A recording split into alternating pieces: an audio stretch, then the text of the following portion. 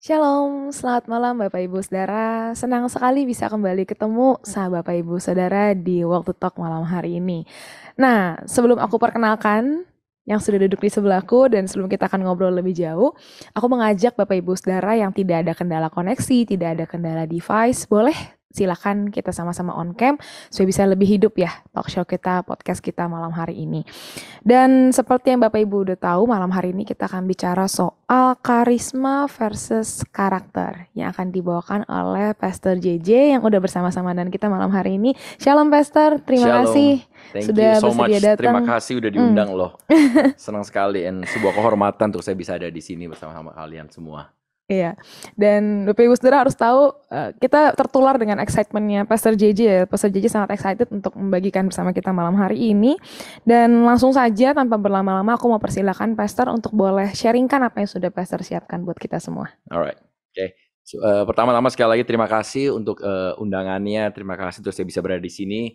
Sekali lagi sebuah kehormatan ya untuk saya bisa membagikan firman Tuhan dan sedikit sharing kali ya kita bisa ngobrol bersama-sama juga. Saya percaya hari ini biar dimanapun saudara berada kita semua dapat dikuatkan melalui pesan dan firman yang dapat dibagikan dan nanti kita bisa ngobrol-ngobrol juga ya bersama-sama juga.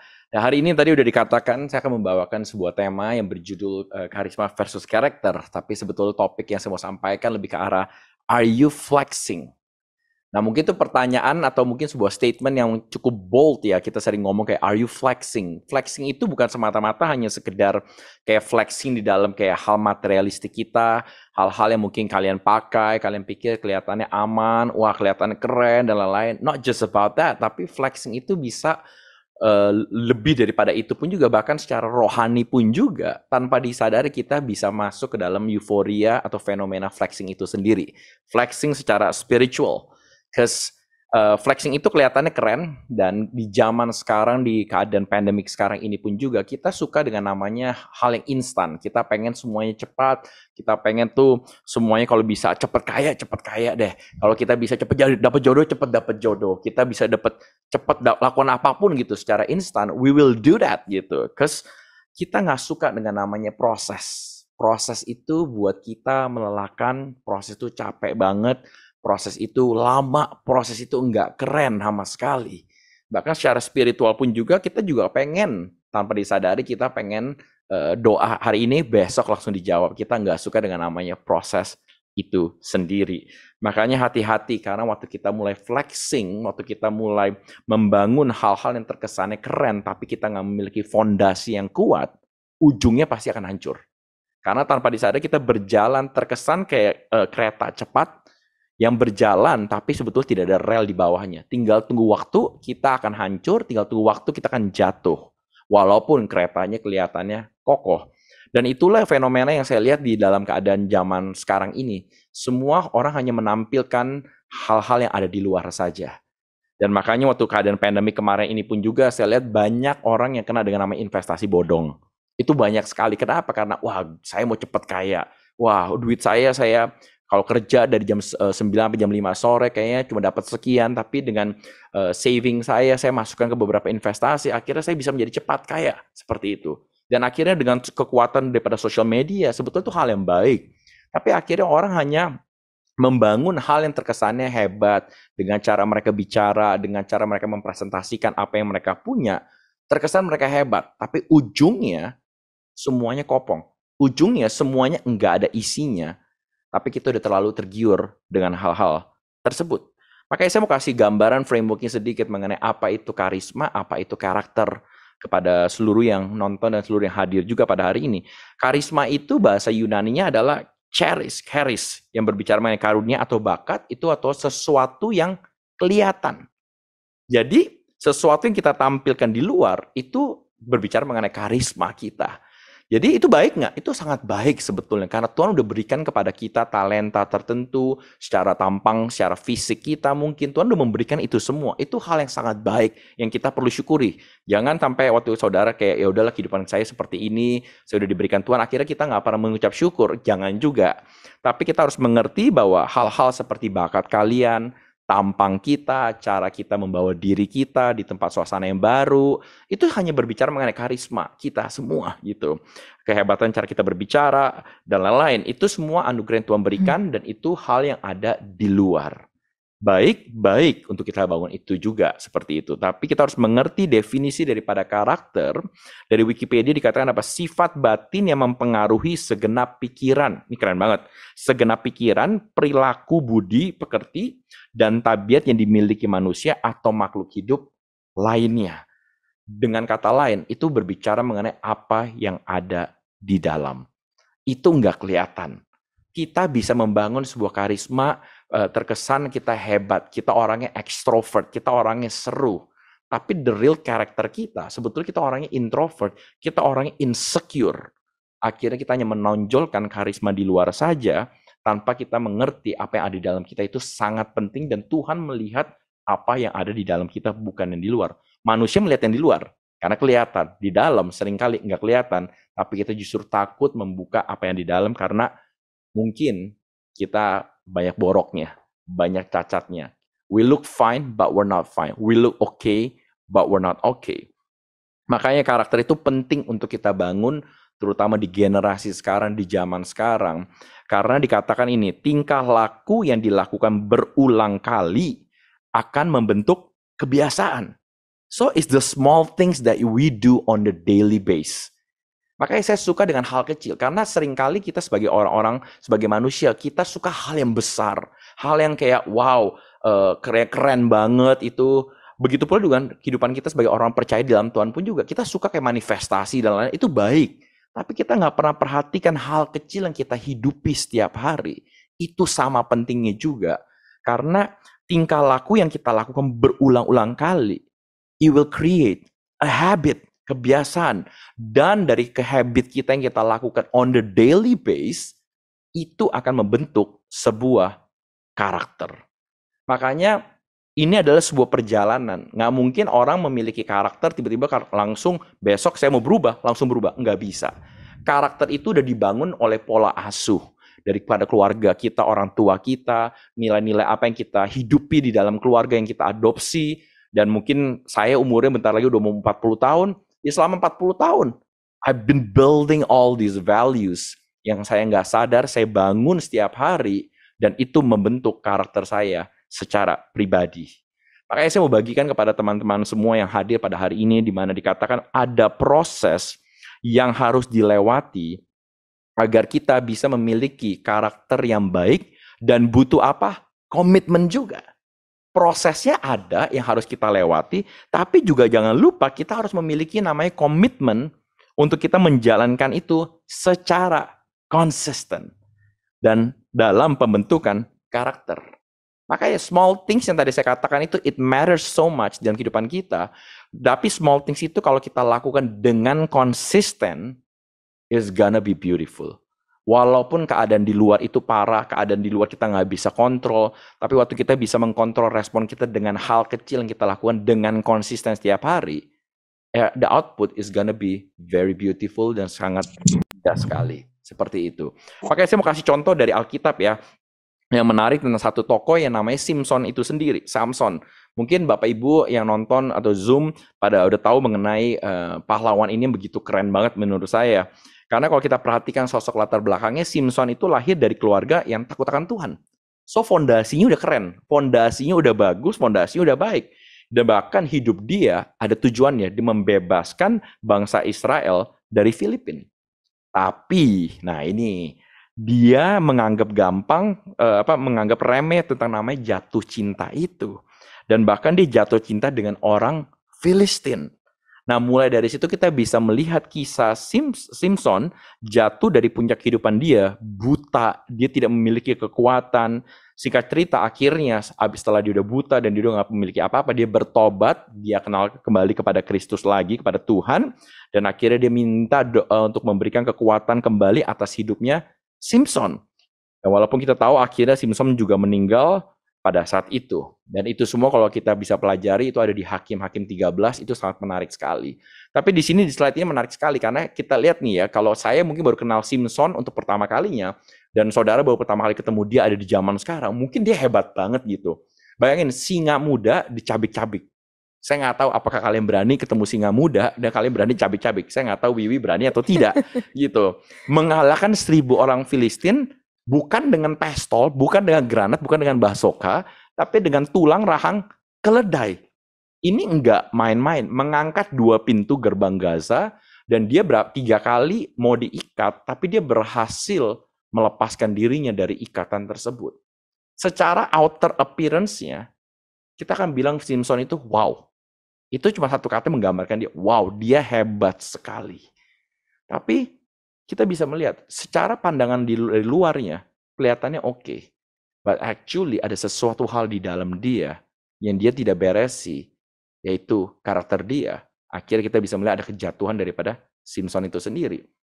Di mana dia seorang yang mudah jatuh cinta, dia seorang yang tidak sabar, dia menggebu-gebu. Kesannya baik ya, menggebu-gebu, tapi hati-hati juga kalau kita menggebu-gebu tapi kita tidak memiliki tujuan, goal, dan kita tidak pernah mengerti secara understanding itu, the why-nya itu sendiri, itu akan sangat bahaya to become menggebu-gebu seperti itu.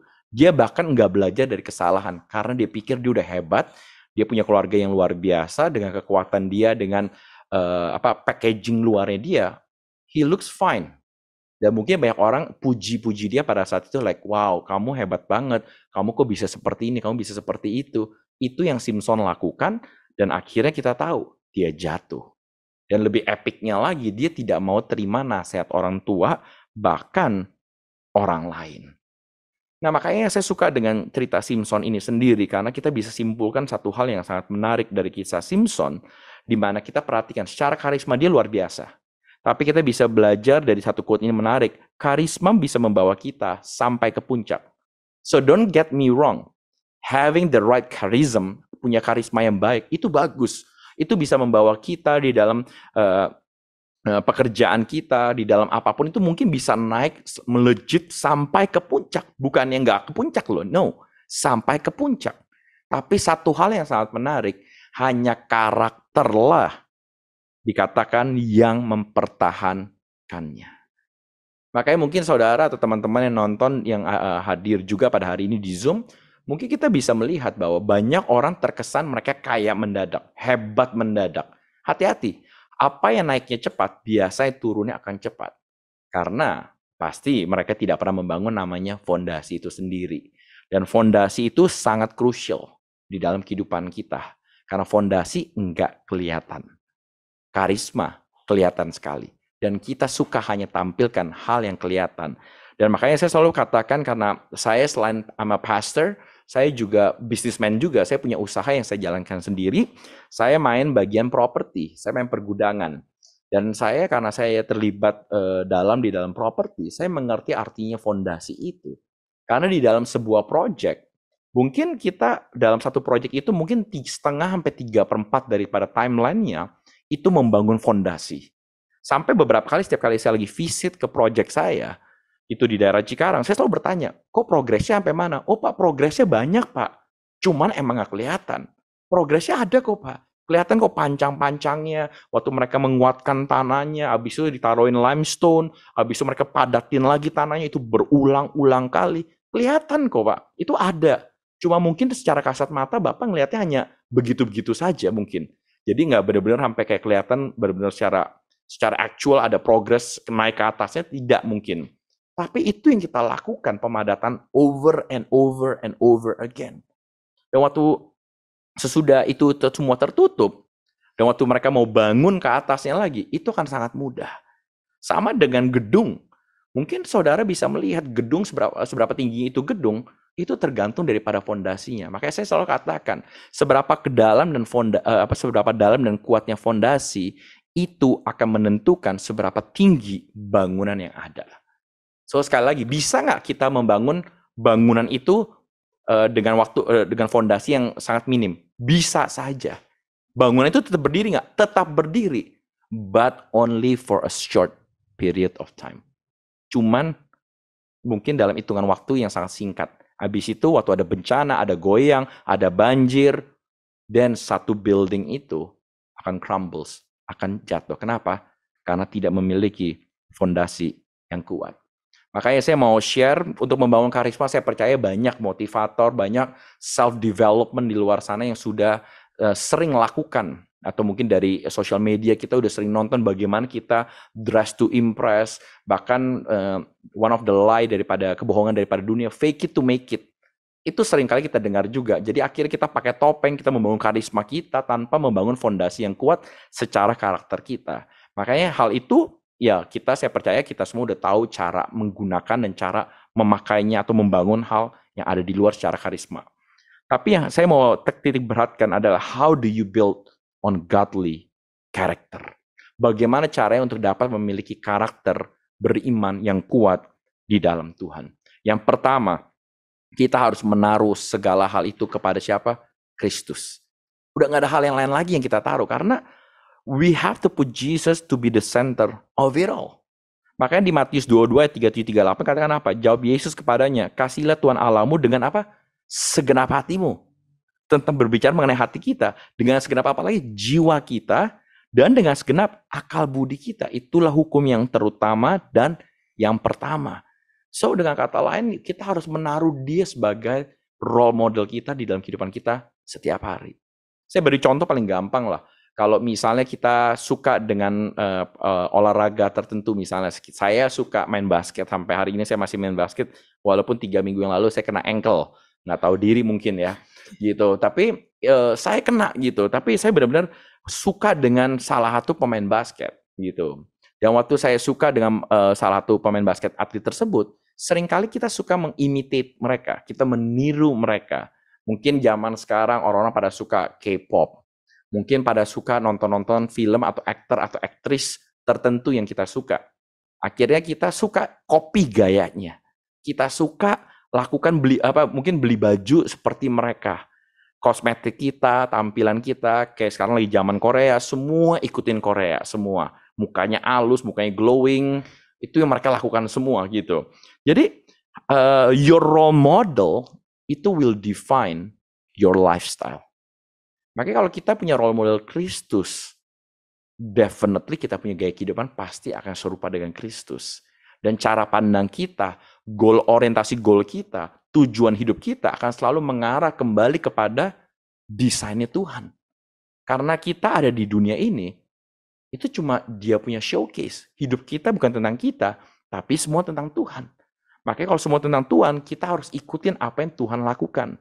Makanya saya suka ada gelang WWWJD. What would Jesus do? So, secara tidak langsung kita adalah, kalau kita role model Tuhan, ya what would Jesus do? Dalam situasi ini, what would Jesus do? Kita akan melakukan apa yang dia lakukan. Yang kedua, diligently seek God. Tekun dalam mencari Tuhan. Ya, yang kedua itu tekun dalam mencari Tuhan. Maka dikatakan di Matius 6 ayat 33, tetapi carilah dahulu kerajaan Allah dan kebenarannya, maka semuanya itu akan ditambahkan kepadamu. Waktu saya belajar akan hal ini, mungkin di slide berikutnya, itu saya belajar bahwa penting sekali untuk kita menaruh Kristus, mencari tekun dalam mencari Tuhan terus-menerus. Makanya buat Tuhan berkat itu yang kedua, bukan yang pertama. Tapi kita lebih suka seringkali kita membangun karisma kita untuk mencari berkatnya langsung. Tapi kita lupa mencari sang pemberi berkat. Hati-hati akan hal itu loh. Karena berkat yang sama, ini saya selalu pegang. Berkat yang sama bisa menjadi kutuk kalau karakter dan kapasitas kita tidak siap menerima berkat tersebut. Saya beri contoh. Saya punya 2 anak. Anak saya yang pertama umur 13 tahun, yang kedua umur 10 tahun. Mungkin buat orang lain di luar melihat, mungkin saya membelikan anak saya, for example, mobil, seperti itu. Mungkin orang di luar bilang, wah hebat ya JJ bisa beliin anaknya yang kedua, nama anak saya yang kedua, saya JJ, dia JT, J sama T. Itu emang gak kreatif, saya Janto Junior, anak saya Janto Tersio, dia generasi yang ketiga, Janto seniornya ada lagi, seperti itu. Jadi ada Ming Dynasty, yang Dynasty saya mau buat Janto Dynasty. Ya, tapi itu nggak penting. Tapi yang terjadi, misalnya saya belikan anak saya yang JT umur 10 tahun mobil. Mungkin Wiwi akan bilang kayak, wow itu keren banget ya. Kok bisa dibeliin mobil, is a blessing, itu suatu berkat. Si JT dapat mobil. Tapi tanpa disadari, umur dia baru 10 tahun. So, waktu saya berikan itu mobil, terkesan hebat, terkesan wow. Tapi waktu JT membawa itu mobil, mulai masukkan kuncinya, dan dia mulai belajar untuk nge-push, untuk ngedrive keluar jalanan. Saya percaya itu mobil bisa hancur, bisa ketabrakan. Mungkin dia sendiri juga nggak bisa nyetir itu mobil sama sekali. Akhirnya berkat yang sama, orang lain melihat itu suatu berkat. Tapi itu menjadi kutuk. Kenapa? Karena karakter kita dan kapasitas kita tidak siap menerima berkat tersebut. So hati-hati. Begitu pula nanti kalau kita terlalu membangun karisma kita lupa membangun karakter kita dan tekun di dalam Tuhan, mencari Tuhan setiap hari untuk memperbesar karakter kapasitas kita. Hati-hati, berkat yang sama bisa menjadi kutuk di dalam kehidupan kita. Karena waktu kita mencari Tuhan setiap hari, hati kita dibangun. Waktu hati kita dibangun, pas kita punya a teachable heart, hati yang mau diajar dan hati yang mau belajar juga. So, itu penting. Yang ketiga, secara cepat deh. Beware of what we put in our mind. Waspadalah dengan apa yang kita masukkan ke dalam pikiran kita. Saya beri contoh paling gampang seperti ini biar praktikal lah.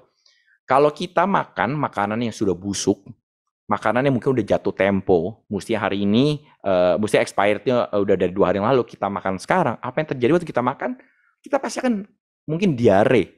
Kita mungkin bisa muntah. Kenapa? Karena badan kita menolak terhadap makanan yang sudah basi. Nah, saya beri ilustrasi ini sama seperti kehidupan kita. Waktu kita menerima semua informasi, itu seperti makanan tanpa disadari. We feed ourselves with all those information. Informasi itu bisa bagus, bisa jelek, atau bisa toxic bahkan, tergantung dari bagaimana kita memfilter apapun yang masuk di dalam kehidupan kita masing-masing. Kalau kita masukkan hal yang jelek, otomatis karakter kita pasti keluarnya akan jelek juga. Karena nggak mungkin saya nanam duren, bibitnya duren, keluarnya semangka. Itu nggak mungkin. Pasti waktu saya masukkan hal yang jelek, keluarnya juga jelek. Makanya di Amsal 4 ayat 23 katakan apa? Jagalah hatimu dengan segala kewaspadaan. Tuh, dibilang kita harus jaga hati kita loh dengan segala kewaspadaan. Kenapa? Karena dari situlah terpancar kehidupan. So your life itu benar-benar inspired by apa yang kalian masukin di dalam kehidupan kita masing-masing. So, sesimpel bangun pagi. Apa yang kita masukkan di dalam hati hidup kita? Apa kita langsung berdoa? Atau langsung main handphone, lihat WhatsApp, Instagram, TikTok? Atau kita mesti nge-post? Kita lagi mau kerja, naik mobil, kita dengar radio, kita mengkonsum informasi.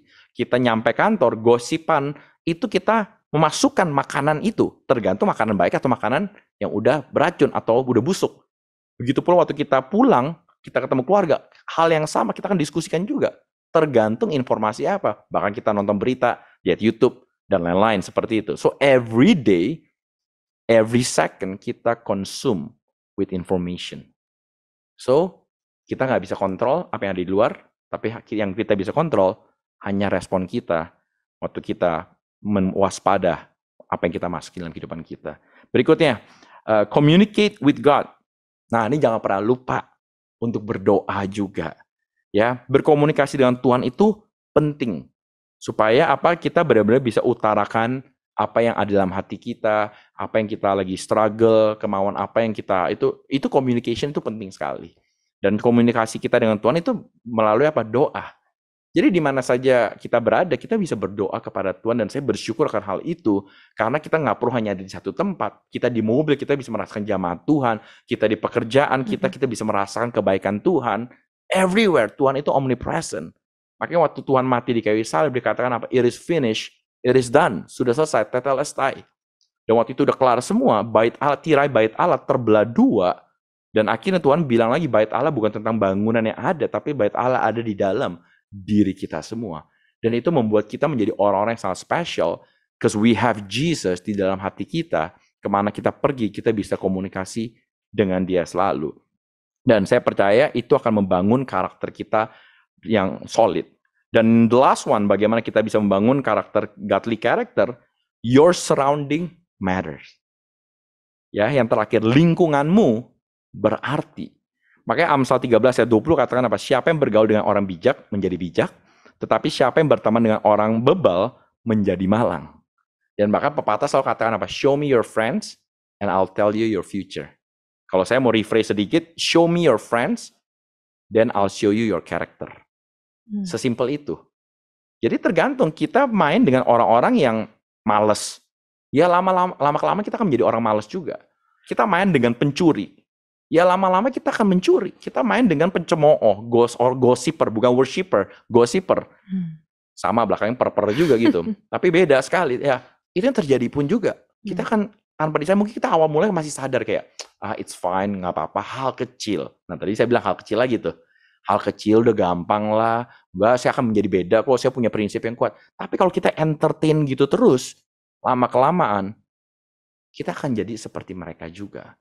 Makanya kalau kita nggak memiliki komunitas atau support system yang kuat, karakter kita bisa depend on them. Makanya kebanyakan orang seringkali yang membentuk karakter mereka bukan apa yang mereka bangun di dalam, tapi surrounding mereka yang membentuk diri mereka sendiri. Makanya mungkin secara cepat nih, ya kenapa karakter itu more important than karisma, mungkin saya akan lewatin aja lah, biar nanti kita bisa ngobrol lebih panjang lagi nanti sama Wiwi ya. Nanti makanya saya mau katakan mungkin yang terakhirnya juga, di mana sekali lagi proses itu penting, ya.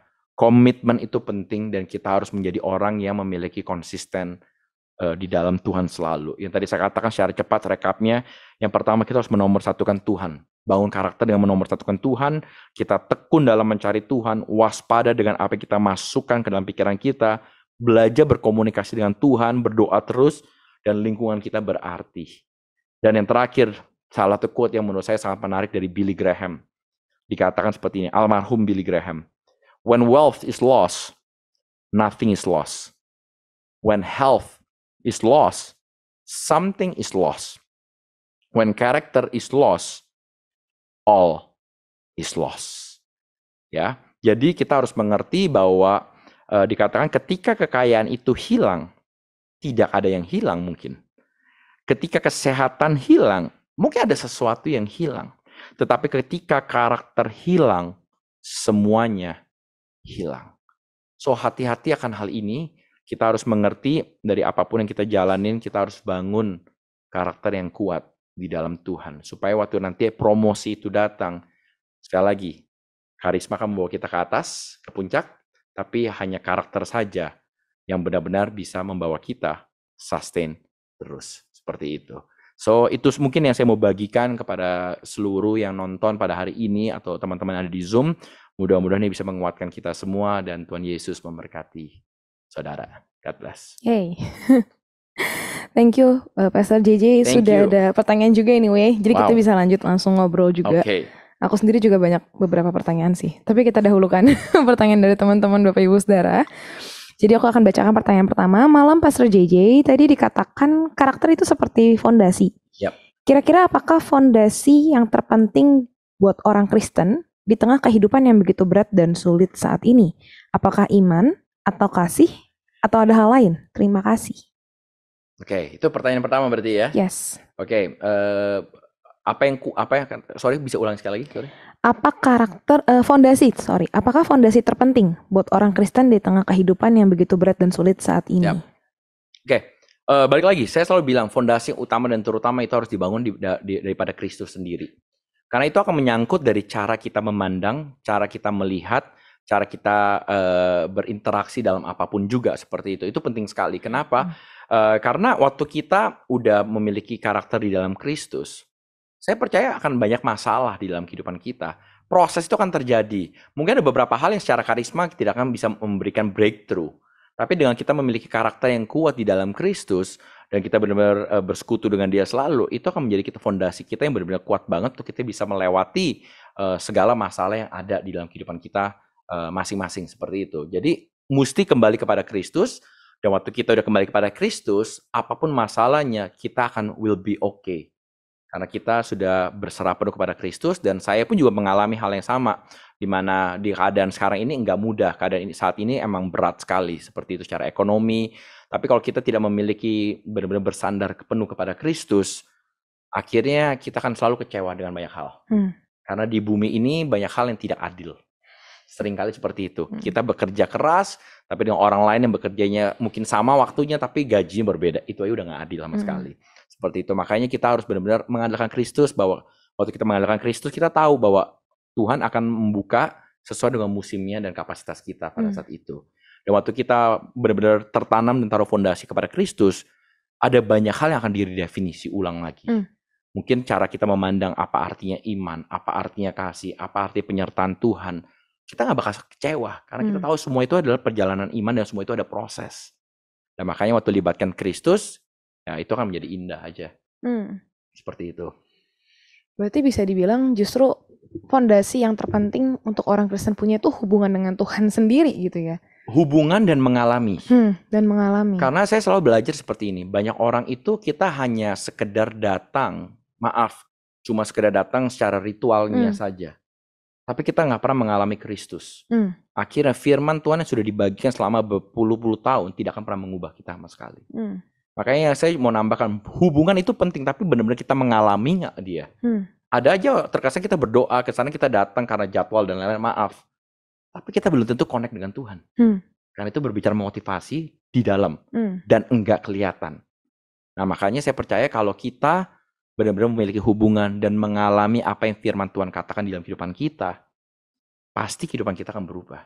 Makanya pertanyaan ini saya selalu lempar kepada orang-orang atau kepada jemaat dimanapun saya berada. Siapa Yesus bagi kita? Kalau kita bisa menjawab siapa Yesus bagi kita, bukan kata pendeta, Yesus tuh baik loh. Kata Wiwi, Yesus tuh setia loh. Tapi kamu benar-benar ngalamin siapa Yesus. Dan kamu bisa menjabarkan secara detail pengalamannya kapan, berarti kamu benar-benar mengalami Kristus. Nah itu kuncinya mesti ngalamin dia sih. Harus bisa jawab pertanyaan itu dulu. Siapa Yesus buat kita pribadi? Itu gitu pertanyaan simple loh itu. Iya. Tapi kalau kita dwell on it, itu lumayan dalam ya. Iya. Dan nyambung lagi, tadi kan juga di depan ceritanya bahwa orang tuh sebenarnya nggak bisa enjoy proses ya kebanyakan kok. Even kayak orang di bangsa Israel kita udah lihat berkali-kali, ya bener-bener sampai kita pun gregetan liatnya gitu kan. Dia jatuh lagi segala macam, nggak percaya.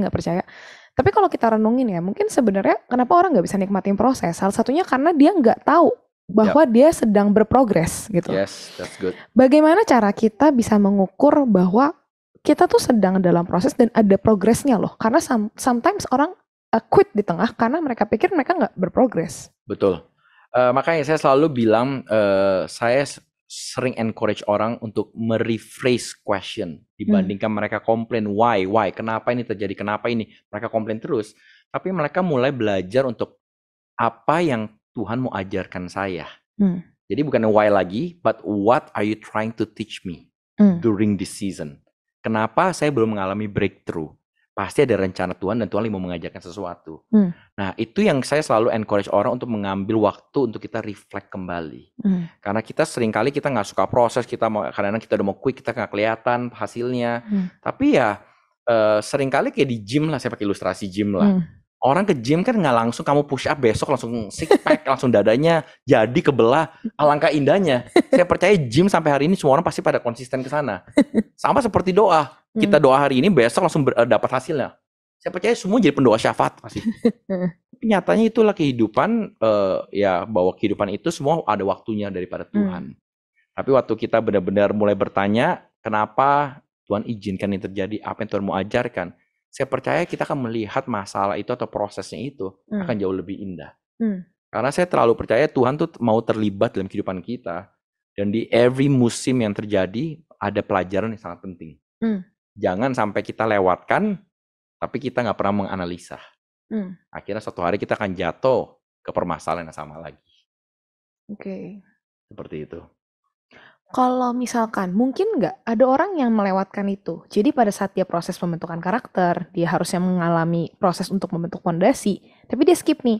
Dan dia fokus bangun yang kelihatan di luar, karisma tadi ya. Lalu tadi kan, karisma membawa dia sampai ke puncak. Nah, mungkin nggak di puncak nih, baru dia sadar, kayaknya karakter saya masih salah nih segala macam. Lalu dia perbaiki. Apakah orang yang menempuh jalur itu, dia langsung karismanya dipoles, naik ke puncak, nyampe puncak dia benerin karakter gitu. Apakah itu works atau itu akan beda dengan orang yang dari bawah dia bener-bener sungguh-sungguh punya fondasi yang benar. Tapi tadi kamu keluarkan satu statement menarik. Dia sadar loh.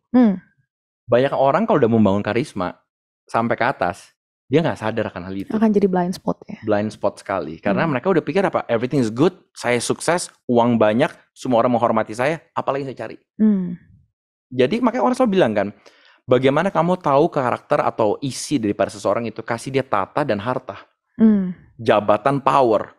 Kalau kita masih keadaan masih kere-kere aja, semua kita kan baik banget gitu. Tapi the moment kamu udah naik jabatan, uang rekening bank kamu tuh nolnya udah mulai tambah, ada 2 nol di belakang 3 nol, tambahan lagi, itu mulai beda banget karakter seseorang. Seperti itu. Makanya kalau tadi kamu bilang dia walaupun dia udah naik ke atas itu, tapi tiba-tiba dia sadar. Itu alangkah indahnya.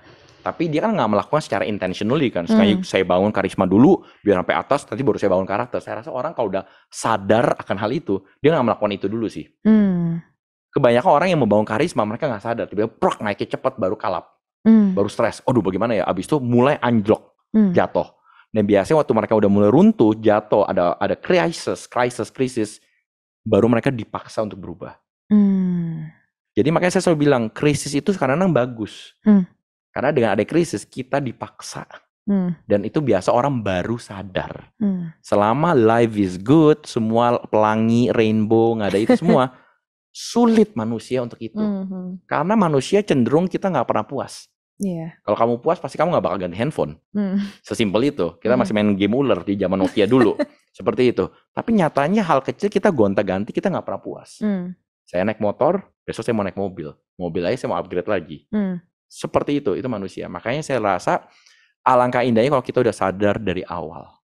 Tapi kalau sampai selama ini kita hanya membangun karisma dan tiba-tiba pada saat ini mungkin kita nonton dan kita akhirnya digerakkan Tuhan untuk jangan pernah lupa fondasinya, itu bagus.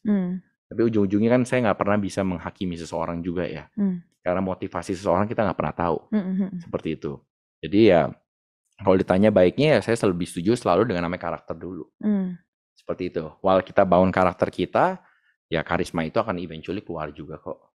Hal yang baik pasti akan keluar. Artinya ketika kita fokus membangun karakter, udah pasti karisma itu akan terbangun ya kok?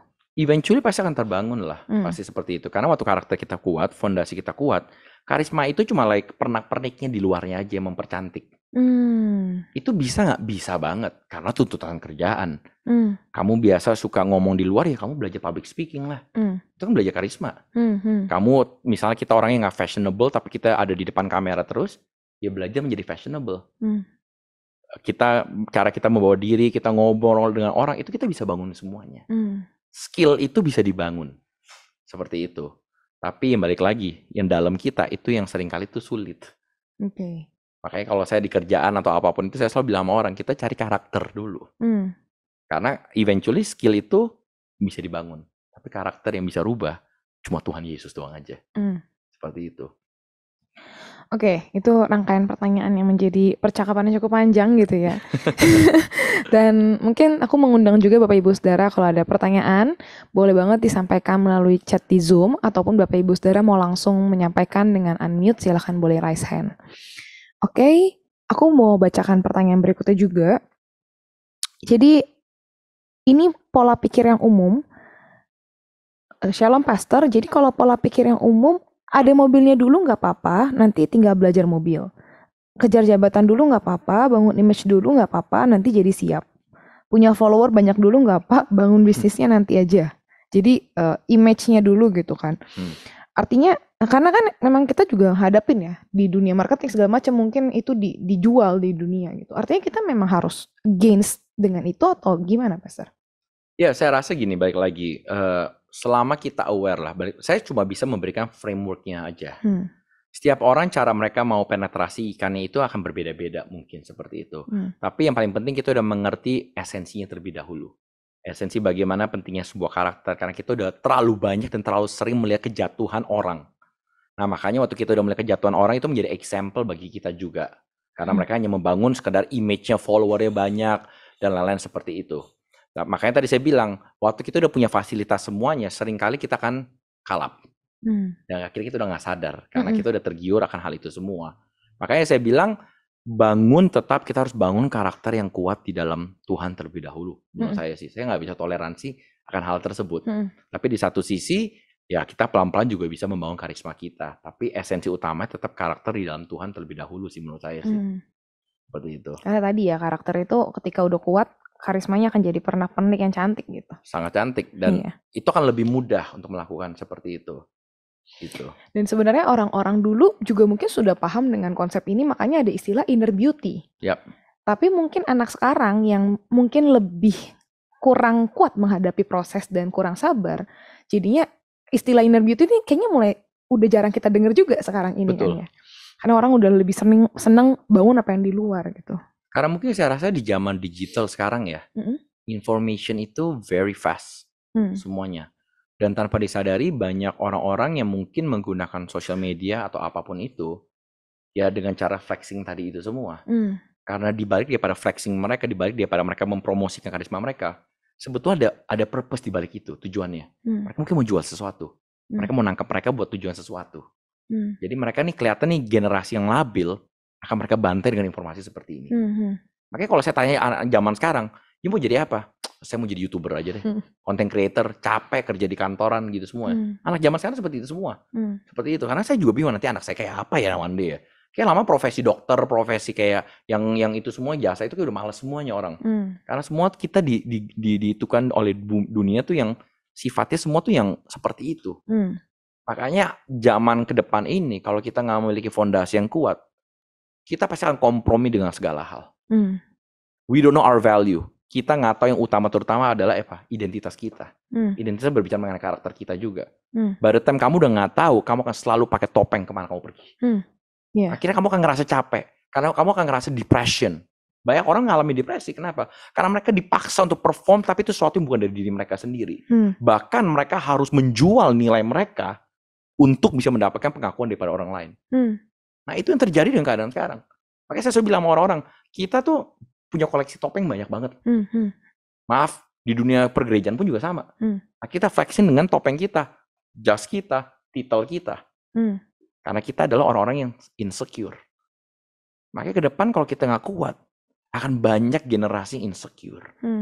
Jadi tergantung arus dan seberapa hebatnya dan seberapa signifikannya itu orang bisa membuat suatu kegerakan, semua orang akan ngikut. Karena kita following the hype, following the money. Kan pepatah saya bilang itu, follow the money.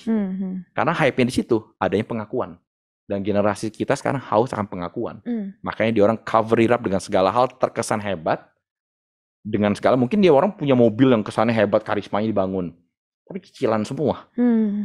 Tapi diterima sama Lamborghini Club semuanya. Hebat, foto posting di mana-mana. Tapi ujungnya apa? Hancur. So, balik lagi, what's the point of life? Tujuan hidup kita apa habis itu? Bangun sesuatu habis itu ujungnya hancur. Nah makanya kita sebagai anak-anak Tuhan kita harus menjadi gong akan hal ini hari-hari ini. Seperti itu aja sih yang saya bagikan. Oke. Thank you Pastor. Lanjut pertanyaan berikutnya. Pastor JJ, kalau orang mengalami jatuh bangun terus-menerus dan sudah dalam waktu yang cukup lama, is it a bad character? Not necessarily bad character ya, tapi kalau saya ngerasa kita harus selalu gini. Kalau sampai jatuhnya terus-menerus, berarti ada sebuah pattern. I always believe di dalam kehidupan manusia itu ada selalu namanya pattern kehidupan. Kayak saya dengan istri saya udah menikah 14 tahun, kita udah tahu tuh pattern yang kita berantem tuh di hal-hal apa, tombolnya di mana, kita udah tahu pasti. There's always a pattern. Dan reaksi terhadap kita punya emotional itu kelihatan juga, ada patternnya juga.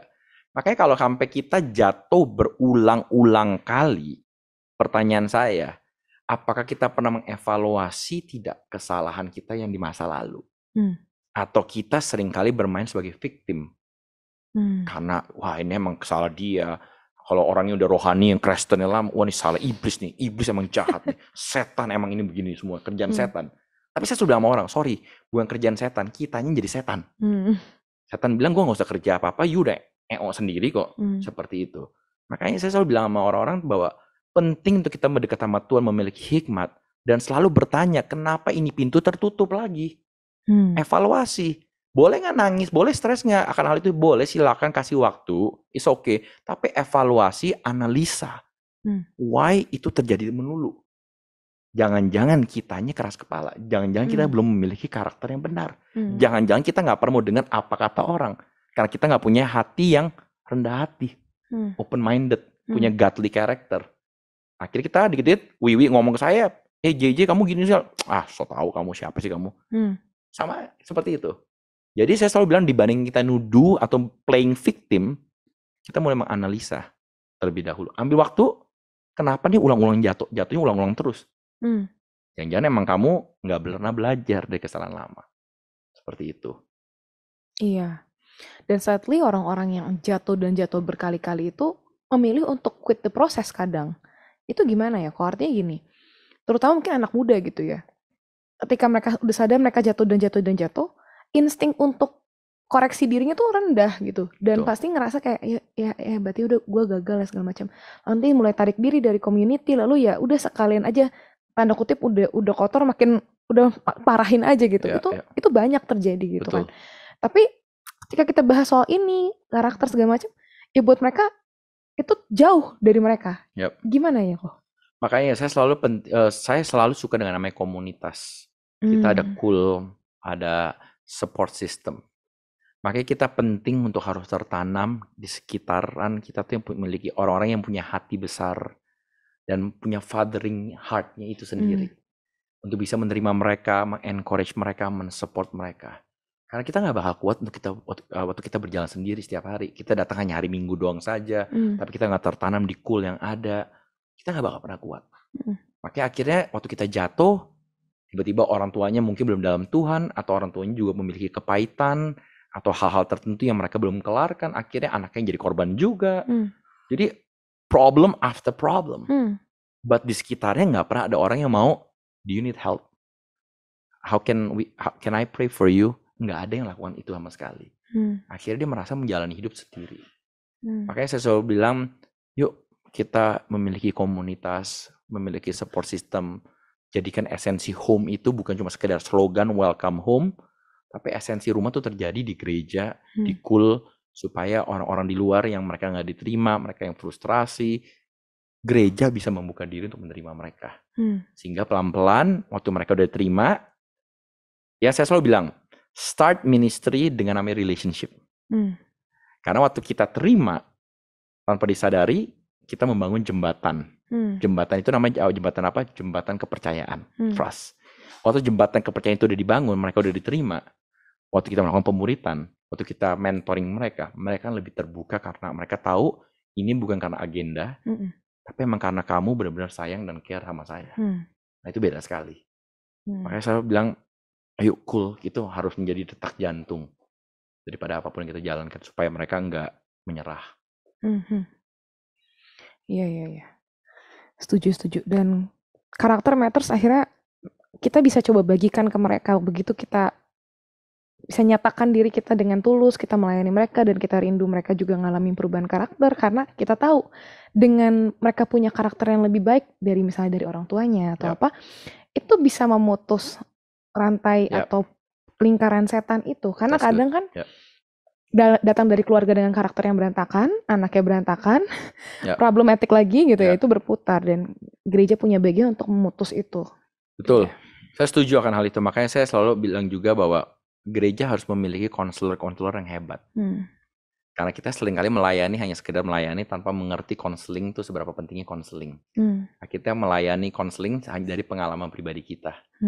Tapi kita perlu di-equip benar-benar untuk bisa konseling mereka, pelajari silsilah keluarga mereka. Karena waktu mereka tertanam di cool, kita sebagai teman kita tahu kan latar belakang keluarga mereka. Saya selalu bilang bahwa apapun yang kita lakukan atau karakter kita seperti ini pasti ada sebab akibatnya. Nggak mungkin randomly Wiwi jadi kayak Wiwi sekarang, nggak mungkin.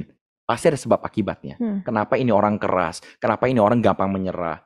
Jangan-jangan mereka melihat orang tuanya juga gampang menyerah, atau mungkin broken home, atau apapun itu. Jadi ada innernya mereka yang sebetulnya belum dipulihkan. Tapi kita seringkali kan langsung labeling nih orang, kita mengejudge nih orang. Tapi kita nggak pernah belajar selusuri dalamnya mereka, sebab akibat historicalnya, backgroundnya apa. Nah makanya waktu mereka tertanam di cool, kita bisa mengerti pengalaman hidup mereka dan hal yang lebih dalam lagi. Untuk kita bina, kita benahin, baru harapannya dengan kuasa Tuhan dan waktu Tuhan, dia bisa berubah secara karakternya. Iya. Dan alangkah sedihnya ketika karakter yang masih PR banget itu mereka nggak tahu, mereka harus pulih dan lain sebagainya, lalu mereka sibuk bangun karisma ya, bangun apa yang di luar. That's even worse. mereka membangun sesuatu dari kepedihan mereka, Iya. dari kegagalan mereka, dan motivasinya selalu pasti negatif. Hmm. Gua mau begini supaya gua akan menjatuhkan lu. Iya. Saya melakukan ini biar lu lihat dulu yuk katain saya apa. Iya. Tapi hebat dia. Mm-mm. Sukses jadinya kesannya. Tapi there's so much anger, kepahitan. Dan suatu hari dia akan depresi juga pasti. Iya. Dia capek cover melulu, pakai topeng melulu. Karena dalamnya udah bobrok, hancur. Makanya sedih kalau sampai itu terjadi. Makanya saya sampai hari ini saya selalu welcome anyone. Ya karena tugas kita sebagai anak Tuhan cuma menerima mereka. Dan gereja tugasnya menerima mereka apa adanya, bukan ada apanya. Tapi sudah itu baru kita bangun melalui kehidupan dan perjalanan yang bersama. Agar Seperti mereka itu. dipulihkan gitu ya. Agar mereka dipulihkan. Dan aku juga pernah experience gitu ya kok. Orang yang, ya benar tadi, mereka hebat, mereka kelihatan sukses, influence. Aku juga, lihat dia, tiba-tiba bisnisnya juga cukup oke. Satu kali dia upload story, kayak dia cerita lah background kenapa dia sekarang bisa melejit. Dan dia salah satunya tuh dia ngomong lah, dia mau membuktikan ke orang-orang yang ngebully dia segala macam. Di situ aku baru ngeh kenapa selama aku melihat dia jualan di story-nya segala macam, kayak agak inconvenience aja dengan cara dia marketing segala macam. Ternyata background-nya adalah karena dia mau membalas gitu. Dan berarti sebenarnya orang-orang yang membangun karisma, meskipun terlihat cepat dan bagus dan keren, tapi influence yang mereka bagi juga not that good ya. Karena aku pun waktu belum tahu background dia, emang kerasa beda aja dan gak senyaman itu untuk enjoy dia punya influence gitu. Nah, kamu gak kenal dia loh padahal. Tapi kamu bisa merasakan. Kayak ada sosok sesuatu di belakangnya dia yang membawa dia seperti itu. Nah, makanya it'll be very sad gitu kalau ada orang-orang yang emang kesannya hebat tapi mereka influential banget. Yang mereka bagikan out of their anger, their grudge, kepahitan mereka. Akhirnya itu yang kita terima. Dan kita suka kan dengerin cerita mereka dan kita suka melakukan copy paste saja. Langsung tanpa melihat latar belakang dan kredibilitas dari ini orang. Dan akhirnya ya kita mengikuti their path, jalan mereka. Seperti itu. Langsung pada depresi ya kayaknya. Hidup ini susah ya. Mendingan Tuhan rapture segera, angkat kami segera dari bumi ini. Kayak makin dibahas makin banyak PR-nya gitu ya. Tapi kita masih buka buat pertanyaan dari Bapak Ibu Saudara. Aku mau bacain pertanyaan berikutnya lagi.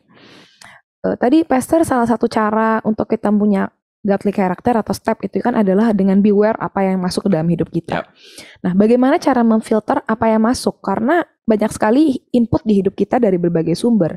Bagaimana dengan hal-hal yang kita konsum tanpa sadar dan bagaimana kita bisa memastikan itu sudah terfilter? Karena mungkin memang sudah sering dibagikan ya, kita harus filter apa yang masuk segala macam, tapi mungkin kita juga kadang bingung ini kita udah filter atau belum ya, ini masuk apa enggak ya? Itu bedanya gimana ya, Pastor? Ya balik lagi kita mesti punya tuntunan daripada Holy Spirit juga sih ya. Aku nggak bisa, walaupun kesannya klise ya, rohani banget sih, rohana banget gitu, kayak mesti Roh Kudus. Tapi aku terlalu percaya banget ya. Waktu kita minta tiap hari Tuhan, libatkan Tuhan tiap hari. Doa aku setiap hari bukan soal berkat, karena aku percaya Tuhan akan memberikan itu sesuai dengan waktunya dia. Tapi doa aku setiap hari biar Tuhan terlibat di dalam kehidupan aku setiap saat, kapan saja. Karena the moment, kayak contohnya kamu lagi mau melakukan dosa, tiba-tiba kamu ada ngerasa aduh guilty-nya. Nah sama juga dengan waktu kita lagi mengkonsum informasi itu pun juga. Kita akan merasakan apakah ini damai atau tidak. Apakah membuat saya menjadi lebih depresi atau tidak. Dan buahnya kamu akan kelihatan. Nah makanya dengan adanya Roh Kudus dan kepekaan itu, saya udah mulai tahu. Jadi lebih, walaupun kadang-kadang bisa lewat juga informasi seperti itu. Tapi cara kita mengunyah informasi tersebut akan berbeda. Dan kita udah bisa mulai memisah-misahkan, oke, saya nggak perlu terlalu baperan akan hal ini. Karena hal ini sebetulnya nggak benar. Hal ini. Jadi kamu akan lebih wise. Walaupun kamu mungkin memfilter, mengunyah juga. Tapi kamu tahu kayak ini nggak enak, ini kayak nggak boleh. Ini mesti dilepehin lagi. Seperti itu. Walaupun kamu ngunyah juga loh. Jadi itu yang aku lakukan selalu sih. Untuk bisa memfilter beberapa hal tersebut dengan mengandalkan Roh Kudus saja sih. Dalam kehidupan. Dan lihat buahnya eventually. Gitu. Karena kita emang harus punya satu filter yang benar-benar nyala di sini dan ya itu kita harus mengandalkan Tuhan gitu ya. Dan kalau pengalaman aku pribadi juga Bible benar-benar sangat help banget. itu mungkin kita nggak ingat apa yang kita baca, tapi aku percaya itu mengendap di Ya, kepala, and somehow ketika ada something yang bertentangan dengan itu, kita akan aware jadinya. betul. Ya, That's semoga good. terjawab. Lalu untuk berikutnya, Malam Pastor JJ, bagaimana cara mengetahui sifat atau sikap yang benar-benar menjadi karakter dari diri kita? Oke, bagaimana kita mengenal karakter dan sikap yang benar-benar dari diri kita? Mm-mm. Sebetulnya tuh ada tesnya loh.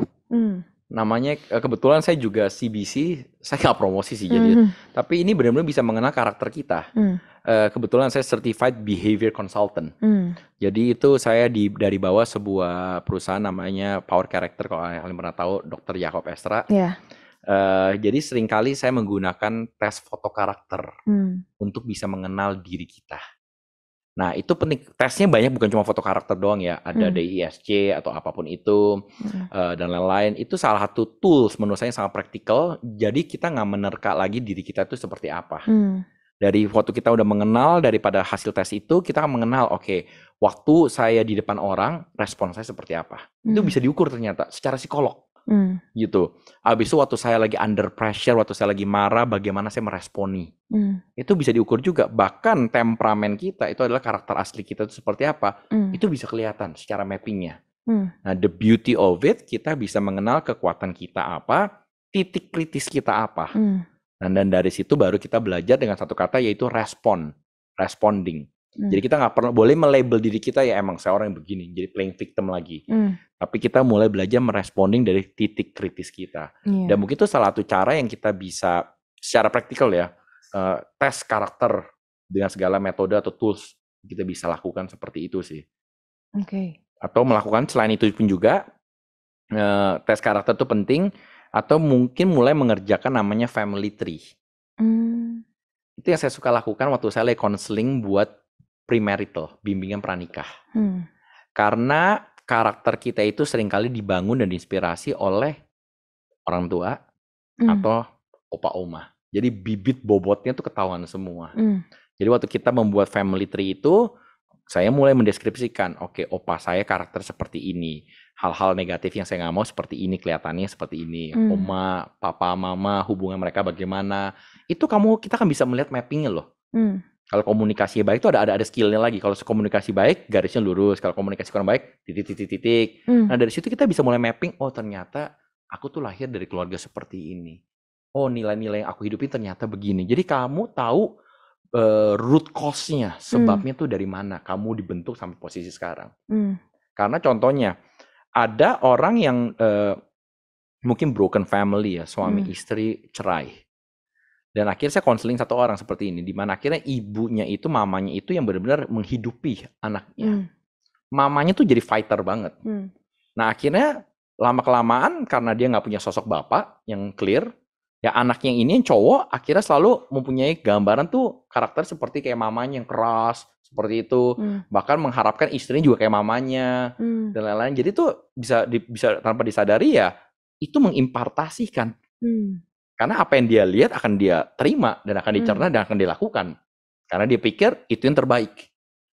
Role model lagi tadi saya bilang. Ya makanya mungkin salah satu halnya kita bisa melakukan family tree itu supaya bisa tahu tracingnya, oh kenapa saya bisa seperti ini. Kenapa saya extrovert, kenapa saya introvert. Bisa dijabarkan banyak hal sih sebetulnya. Iya. Dan aku suka banget tuh tadi, betul. Ketika kita tahu karakter kita lewat segala tes itu nggak boleh sama sekali jadi reason buat playing victim. Yes. Untuk, ya gue mau orang kayak gini, itu malah banyak bahaya orang. banget. Nah, paling bahaya karena orang nggak ngerti, dan nggak tahu. Makanya mereka ngerasa mereka jadi korban terus. Padahal kalau udah dijabarkan dengan hasil tes tersebut, itu clear banget. Oh ternyata tuh saya orangnya tuh pemikir, saya overthinking.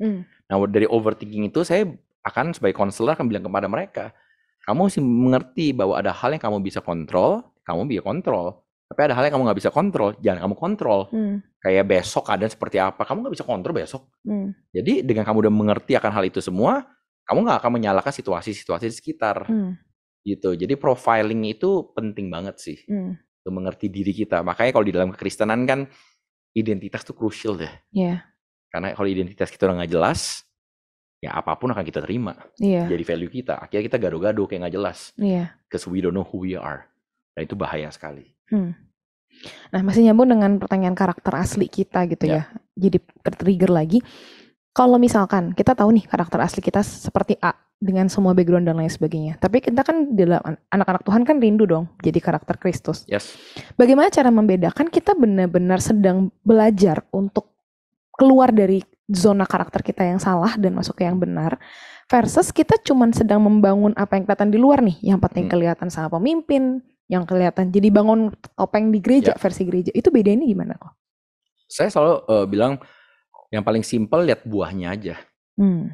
Dari apapun yang kita lakukan, ujungnya pasti dari buahnya orang bisa rasakan kok apa yang kamu bangun. Dan kamu sendiri juga bisa rasakan apa yang kamu bangun. Apakah long lasting?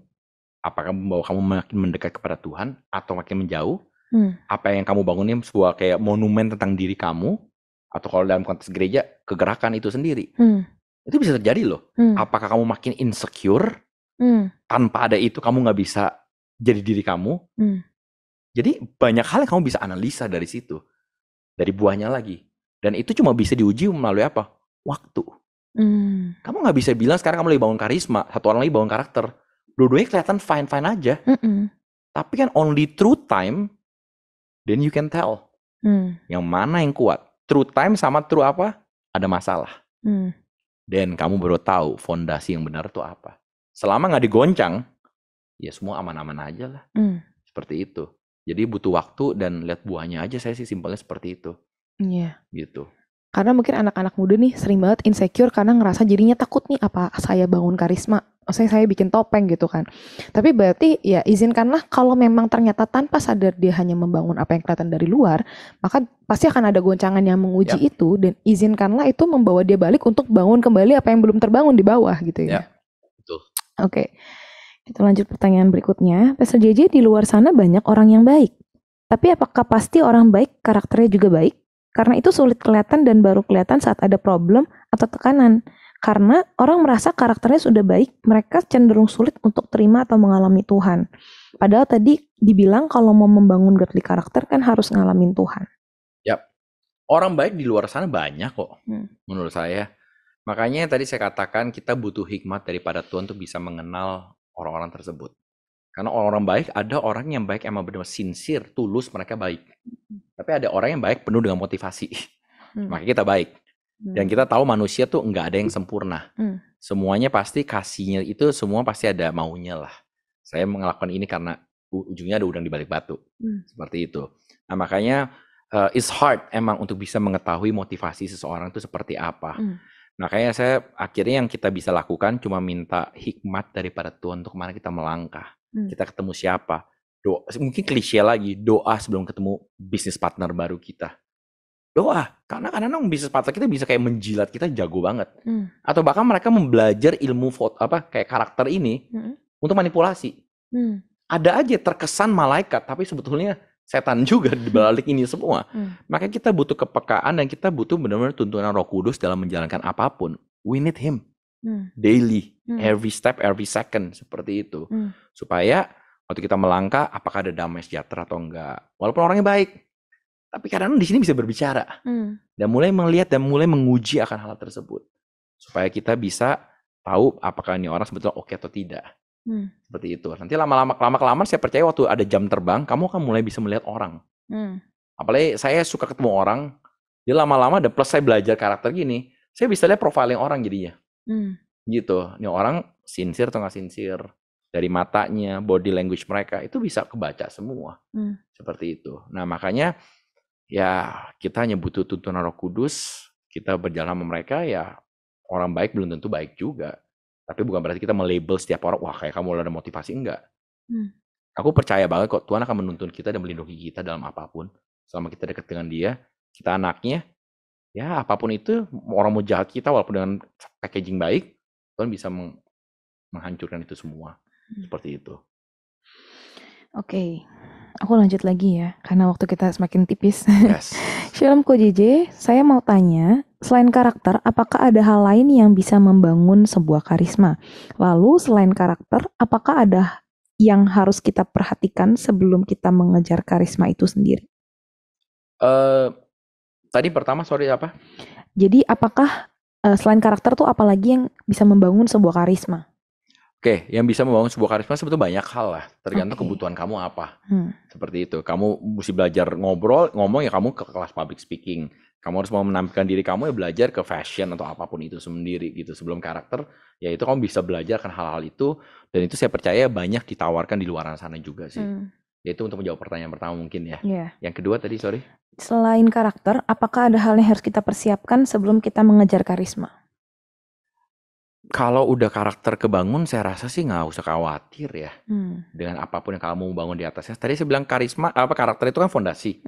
Selama fondasi udah ketutup, fondasi udah kuat, emang udah ready to go, kamu mau taruh apapun di atasnya ya, tergantung kamu ya. Kalau kamu kan udah mau bangun gedung ya pasti mau bangun yang bagus lah.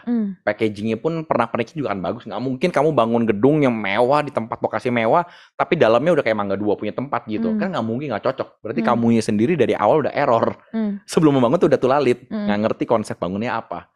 Nah, saya percaya kalau kamu udah bangun fondasi yang kuat, karakter yang kuat, ya itu akan menopang secara visi, misi, nilai-nilai yang kamu bangun, itu akan menopang semuanya kepada karisma itu sendiri. Dengan tujuan dan maksud yang baik juga udah pasti. Jadi nggak perlu khawatir selama itu udah bener, should be good sih I think ya. Apalagi godly dalam Tuhan. Sekrusial itu ya karakter ya. Sangat. Lanjut ya. Shalom Pastor, saya mau bertanya, apakah ada tips dan trik untuk bisa melakukan hal-hal kecil dengan konsisten setiap hari? Soalnya seringkali karena itu hal kecil kita abaikan, padahal sesuatu yang juga penting untuk kita. Terima kasih. Ya, sesimpel seperti ini. Kalau kita membangun karakter, saya bilang contohnya mengucap syukur lah. Karakter mengucap syukur atau kita orangnya sering nggak pernah puas dengan apa yang kita punya. Makanya saya selalu pegang satu quote, penting untuk kita melihat ke atas, untuk kita terinspirasi dan termotivasi. Tapi sama pentingnya juga kita melihat ke bawah untuk kita mensyukuri keadaan kita hari ini. Nah, karena banyak orang seringkali nggak punya karakter untuk mensyukuri beberapa hal. Nah, makanya kenapa small things itu penting. Nah, saya melakukan sebuah hal praktikal yang sangat praktikal sekali adalah 90 hari mengucap syukur.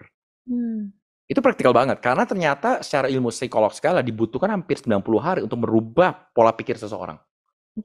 Secara konsisten. Makanya secara konsisten itu dimulai dengan hal yang kecil. Jangan hal besar.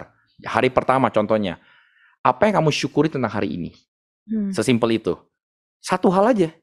Kamu nggak usah ngelis down langsung 10-20 hal yang kamu syukuri. Besok udah tulalit, udah bingung. Dan akhirnya kamu nggak bakal konsisten deh. Sama kayak membaca Alkitab. Langsung mau 20 pasal, 30 pasal atau kitab. Biasa nggak mungkin terjadi tuh. Mungkin 2 hari pertama kayak keren. Abis KKR mungkin ya, wow, all out. Kena first love dan lain-lain, wah keren. Tapi abis itu nggak bakal long lasting.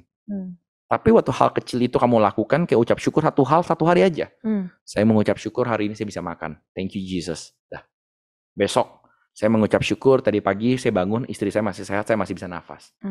Hari ketiga, saya mengucap syukur saya masih punya kendaraan, sedangkan saya lagi lihat orang di jalanan, mereka lagi sulit sekali. Ternyata protection Tuhan ada. Sesimpel itu. Kamu lakukan setiap hari selama 90 hari ke depan, secara konsisten, kamu lihat nanti hasilnya. Karakter kamu mulai berbeda, cara kamu berpikir, menghadapi masalah. Kamu ditrain untuk melihat hal-hal yang di luar dari zona nyaman kamu. Untuk komplain nggak usah latihan. Itu udah nature manusia komplain. Makanya kalau kamu punya pacar, punya suami, istri, coba ngomong soal kejelekan. Nggak usah dipikirin ditembak pada saat itu. Listnya tuh langsung keluar semua tuh. Oh sebentar saya email ya, sudah panjang kok listnya. Tapi kalau ngomong kebaikan mereka, sulit banget loh. Nah makanya kita mentrain, kita punya pola pikir dengan mengandalkan Kristus untuk kita mulai melatih. Oke, hari ini apa yang saya syukuri ya? Oh ya, kemarin udah ngomong soal bangun pagi itu. Saya mulai belajar becoming very critical di dalam kehidupan saya setiap hari. Dan ternyata waktu kita mulai melihat hal itu setiap hari, kita wow. Ternyata Tuhan udah melakukan sesuatu ya. Dan akhirnya karakter kita kebentuk. Makanya small things itu matter. Yang membuat orang hebat, sukses is not the big thing. It's the small thing that nobody look at. But that person keep doing it. Contohnya orang hebat olahraga, kenapa?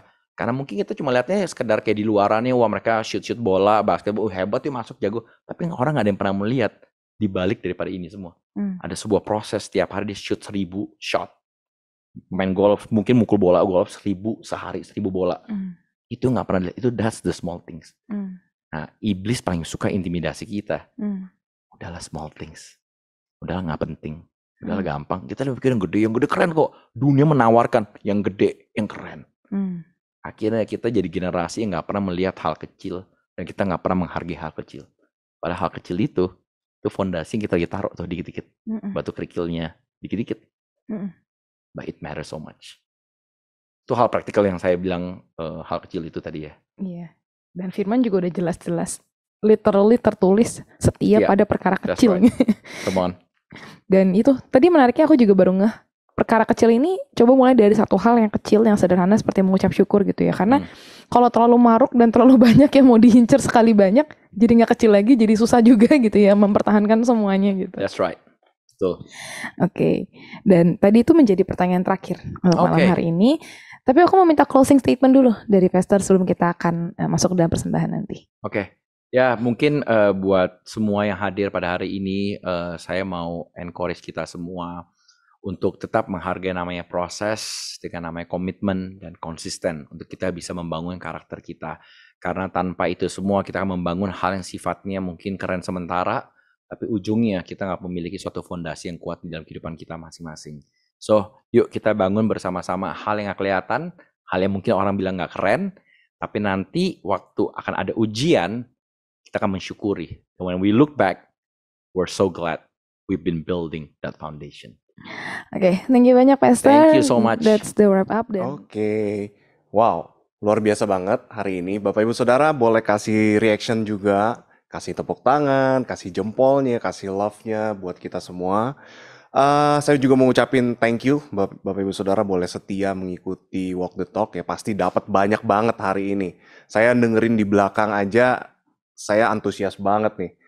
Dengerin Pastor JJ ngobrol sama Wiwi, makin banyak pertanyaan makin seru gitu, makin dalam pembahasan tentang karakter ini ya. Nah, Bapak Ibu Saudara, kita sudah ada di penghujung. Pastikan Bapak Ibu Saudara terus mengikuti Walk the Talk dari Selasa ke Selasa berikutnya ya, karena di malam-malam begini sambil Bapak Ibu Saudara santai ya, selesai beraktivitas harian, Bapak Ibu Saudara bisa menikmati obrolan-obrolan berkualitas kayak begini, dan juga Bapak Ibu Saudara bisa langsung aplikasikan ke hidup kita masing-masing nih. Oke, aku juga mau ucapin thank you sekali lagi buat thank you so much. Terima kasih. Keren banget hari ini. Praise God, praise God. Oke, Bapak Ibu Saudara, mari kita berdoa ya, kita tutup dengan doa. Terima kasih Bapak, kami mengucap syukur buat kebaikan-Mu. Malam hari ini kami masih boleh ada, kami boleh mendengarkan podcast Walk the Talk Tuhan. Kami hari ini belajar banyak Tuhan tentang karakter dan karisma Tuhan. Kami tahu kedua hal ini penting, tetapi hari ini kami diajar tentang karakter lebih banyak Tuhan. Karakter adalah fondasi dan kami harus membangun itu dengan baik dan benar Tuhan, di dalam Engkau. Tuhan Yesus, kami adalah murid-murid-Mu Tuhan. Biarlah kami boleh sungguh-sungguh membangun ini di dalam Engkau Tuhan. Kami nggak fokus melihat apa yang kelihatan di luar, tetapi apa yang ada di dalam kami, itu jauh lebih penting Tuhan. Yes. Oleh sebab itu Tuhan, tuntunlah anak-anak-Mu, tuntun setiap kami Tuhan, hari demi hari. Biarlah kami terus bertumbuh semakin serupa dengan Engkau ya Tuhan. Terima kasih Tuhan, kami juga berdoa untuk Pastor JJ.